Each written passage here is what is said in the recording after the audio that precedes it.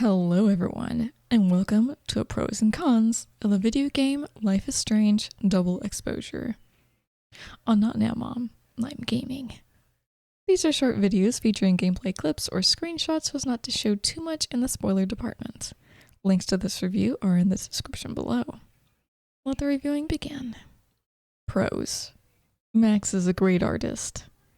I don't remember too much of her journal from the first game, but I'm pretty sure there was artwork whenever she wrote in it, but I absolutely love the artwork that's in Max's journal this time around.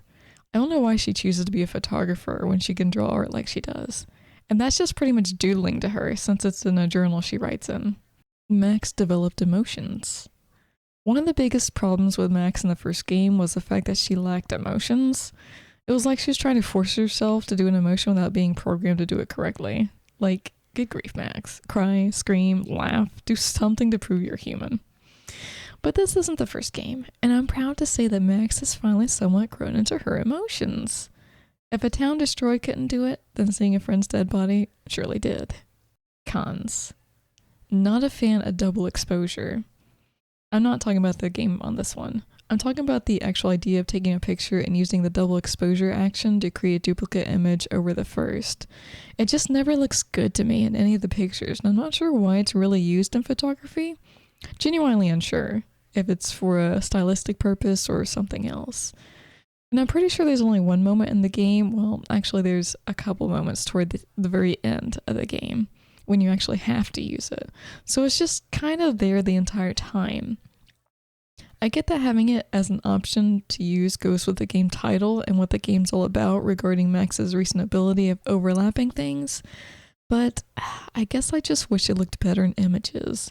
It's probably just a me thing. Phone messages still a mess. I'm not sure if there's been a Life is Strange game where I actually enjoyed going into my phone to read messages. Maybe some weren't that bad, but when you go into a game and it tells you that you have 2 new messages, you expect 2. But when you open the message, you've got like 50 you haven't read yet, and then the 2 new ones at the bottom. Just be honest. Tell me I haven't looked at my phone in over a week, and now I have tons of messages from a bunch of people that I need to catch up on. Clearly, they can't actually do this because it's untrue.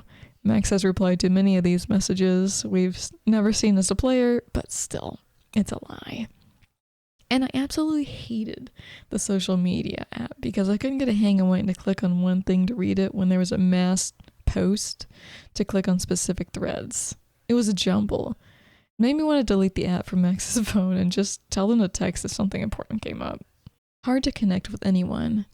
I think this is supposed to be a kind of romance genre of game, but I didn't add that into my review post genres because it feels like a giant flop there. Yes, you can make appropriate choices as to who you want to flirt with and everything, but keep in mind, we're going back and forth to 2 different timelines. So while they might like you in one, they might not feel the same in the other. And it's really jarring when that happens.